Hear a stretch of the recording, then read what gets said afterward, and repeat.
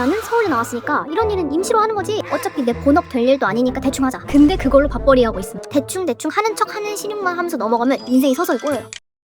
안녕하세요 여러분, 은익스입니다. 여러분, 제가 지난번에 무시당한 이야기를 좀 창피하지만 영상으로 올렸더니 공감도 해주시고 응원도 해주시고 제 생각보다 정말 많은 분들이 반응을 해주셨거든요. 그래서 또 느낀 게 역시 하찮은 경험, 하찮은 일은 없다. 무시당한 경험조차 저한테는 좋은 스토리텔링 요소가 되는 거고 내가 더 단단해지는, 오기를 심는 그런 계기가 되는 거다라고 생각이 들었거든요. 근데 사실 이 얘기가 제 본업이랑도 연결이 되어 있거든요. 영상 편집 프리랜서 일을 한 지 3년이 다 되었어요. 근데 이걸 처음 접한 게 언제냐? 대학생 때인데 집에서 할 수 있는 알바는 없을까? 라는 생각을 하게 돼서 찾은 게 영상 편집 알바였거든요. 근데 그때는 돈도 없으니까 다빈치 리졸브라고 무료로 쓸 수 있는 프로그램이 있는데 그거 깔아서 쓰고 심지어 10분 영상 편집하는데 2만 원 받았어요. 2만 원. 하루 종일 영상 편집을 해서 2만 원 받는 거예요. 그리고 편집의 피읍자도 몰랐는데 일을 시작하게 되면서 드립다 그냥 그 편집 프로그램을 써보기 시작하면서 처음으로 영상 편집이라는 걸 해보게 된 거거든요. 어쨌든 근데 하면서 메인으로 은은하게 깔려있는 생각은 이거는 임시로 하는 일이다. 어디까지나 그냥 알바다. 나는 서울대를 나왔기 때문에 뭔가 더 고상한 일을 할 거다. 이런 생각이 그냥 말로는 안 해도 은은하게 바탕에 계속 깔려있던 거죠. 근데 웃긴 게 이제 졸업하고 취준하면서 또 돈이 없네? 자소 쓰고 하려니까 밖에서 과외하면서 돌아다닐 시간도 없는 거예요. 최대한 뭔가 시간을 아낄 수 있는 영상 편집 알바에 또 다시 손을 대기 시작합니다. 근데 이 일을 하면서 느낀 거는 결국 내가 잘하는 게 이거고 내가 지금 당장 할 수 있는 기술이 이거다. 그리고 내가 재밌게 할 수 있는 일이 바로 이거였구나. 그래서 하다 보니까 편집 일이 점점 많이 들어오네?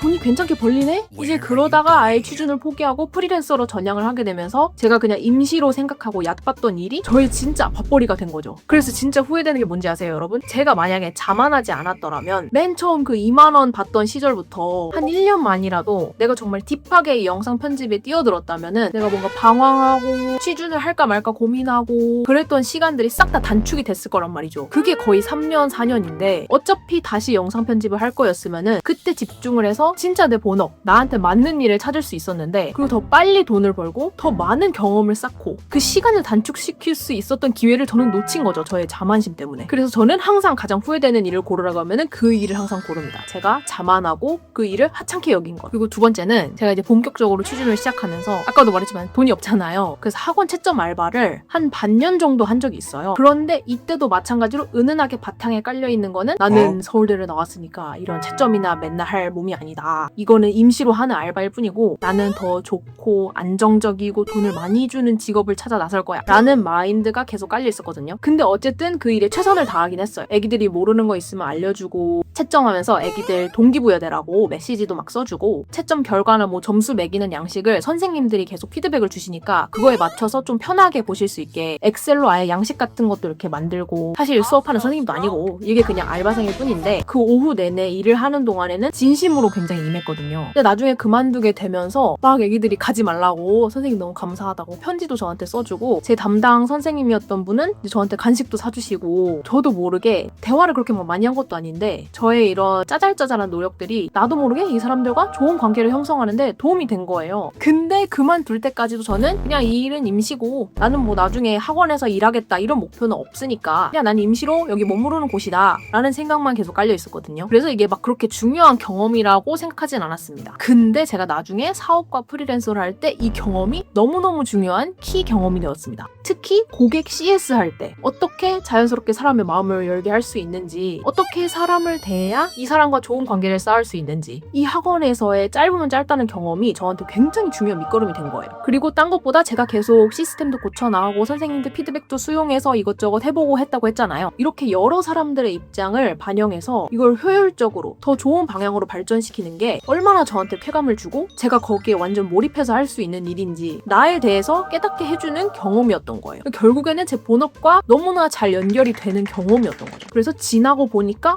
그때 내가 알바했던 것도 그냥 비단 내 생활비를 벌기 위해서 하는 일이 아니었구나. 다 내가 나중에 나의 일에 집중을 하기 위한 토대가 되는 경험이었던 거예요. 그리고 학원 알바를 끝내고 제가 인턴을 한 적이 있어요. 한 6개월 동안 인턴도 계속 떨어졌다가 이게 진짜 간신히 된 거여가지고 되게 좋은 마음으로 일을 하게 됐는데 사실 이것도 뭐 굉장히 경험에 의미부여를 한다기보다는 스펙용 그리고 돈 벌기용 그리고 취준 시간 벌기용 이렇게 생각하고 이제 시작한 경험이거든요. 어쨌든 정말 말단 다니지만 회사 안에 들어가서 조금이라도 일을 하다 보니까 내가 계속 뭔가 일을 벌리면서 하는 스타일이라는 걸 알게 된 거예요. 일이 없으면은 내가 다른 데서 뭔가 좀 더 보완을 할 건 없는지, 이 결과물을 어떻게 하면 더 발전을 시킬 수 있는지 이런 거를 찾고 있더라고요, 제가. 그리고 이런 거를 제가 즐기는 타입이라는 것도 알게 되었습니다. 그러니까 이 경험도 역시 저에 대해서 알 수 있는 경험이었던 거죠. 그리고 그 인턴 일을 하면서 간단하거나 좀 귀찮은 영상 편집 일을 제가 맡아서 했는데, 복잡하고 어려운 영상 편집 일을 외부에 맡기는 거예요. 근데 저는 그거 보면서 이렇게 영상 작업하는 것도 맡아서 하는 업체와 사람이 있구나.